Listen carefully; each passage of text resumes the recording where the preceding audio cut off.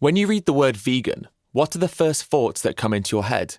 If I'd been asked that question 8 years ago, I would have told you vegans are extremists with no sense of humour who should mind their own business and stop forcing their views on people, not to mention they're arrogant, self-righteous, judgmental, and militant. I would then have gone on to say, I have nothing against vegans. I just wish they would stop trying to make other people vegan and respect my personal choice to eat meat. And besides, meat tastes too good to give up. The word vegan is currently one of the most emotive there is. Love it or hate it, its ability to elicit a response cannot be denied. However, despite the word being so divisive, often very little is known about the enormous impact of animal consumption.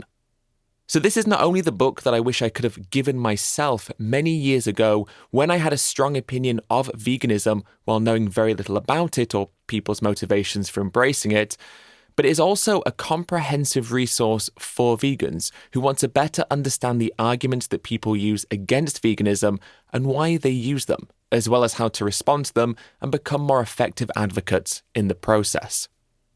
It's no secret that veganism is growing all over the world and has become one of the most prevalent and discussed social movements of this generation. But while most of us will be aware that the primary motivations for people going vegan and adopting plant-based diets include animal rights, the environment, pandemic prevention, and personal health, often little is known about the complexity and true scale of these issues, which is exactly what this book aims to do: lay out the enormity of the injustice that is animal exploitation. Every time we eat, we have the power to radically transform the world we live in and simultaneously contribute to addressing many of the most pressing issues that our species currently faces.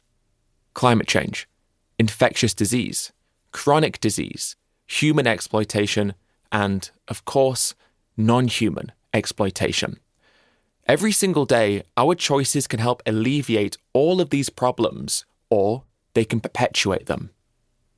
I think it's important to state that conversations about veganism and animal rights can often lead to feelings of judgment. But the purpose of this book is not to demonize people who eat meat, dairy, and eggs, or who work in the animal industries. Quite the contrary, in fact. I don't for one moment believe that they are all bad people. Good people can do bad things. Each and every one of us is a testament to that. I also believe that knowledge is power, and when we are given both sides of the story, we are then able to make informed decisions for ourselves. The problem is, we haven't been given both sides of the story. The reality of animal farming is hidden from us or disguised by marketing labels and industry PR. Ironically, while the animal farming industries hide the reality of how animal products are produced behind labels, they also disregard the other side of the story as simply being vegan propaganda. This catch-all phrase is used to discredit anything that challenges them, no matter how strong the evidence or solid the moral argument.